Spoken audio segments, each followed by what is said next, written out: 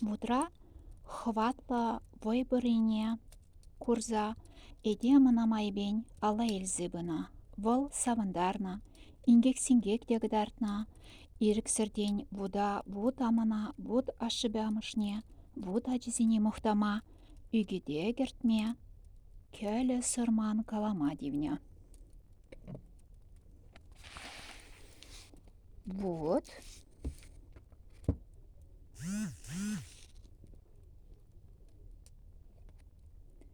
Огонь – одна из стихий мироздания наряду с воздухом, водой, землей.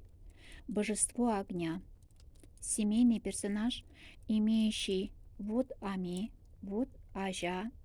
По представлениям чуваши, божество представлялось в обрядах животного красной масти, коровы, быка, петуха. Символика огня имеет двойственный характер. С одной стороны, это грозная стихия, несущая смерть и уничтожение. С другой – стихия света и тепла, источник жизни. В народной космогонии существует несколько видов огня.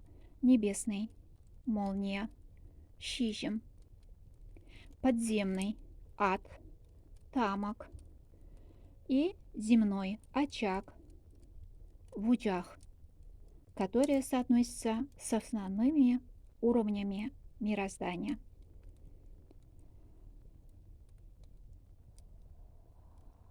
По отношению к вод, к огню, существовало множество запретов, не допускающих осквернения этой живой и чистой силы. Перед огнем нельзя было произносить неприличные слова, плевать в него, бросать нечистоты, тревожить горящие поленья, перешагивать через костер, за исключением прыгания во время специальных очистительных обрядов. Нарушение этих запретов могло привести к различным болезням. Вот павлязан, ингек тугать, игра с огнем приводит к беде, говорили чуваши. Подобные приметы существовали и у других народов. Чуваши старались постоянно поддерживать вод, огонь в очаге. Считалось, что потеря огня принесет в дом большое несчастье. Семейный огонь передавался при переселении в новый дом, но запрещалось отдавать его на сторону. Вот как существо живое имело свойство стареть. В этом случае возникали массовые бедствия в виде частых пожаров и мора.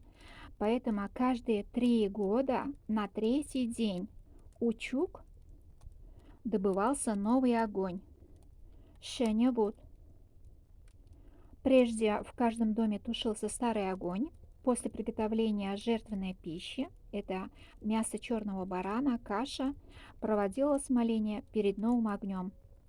Использование огня в обрядах имело защитную, очистительную и продуцирующую функцию. Особенно целебными свойствами обладал живой огонь, добываемый древнейшим способом, преимущественно трением дерева о дерево. В этом случае после соответствующих культовых приготовлений происходил обряд прохождения в земляные ворота между зажженными кострами.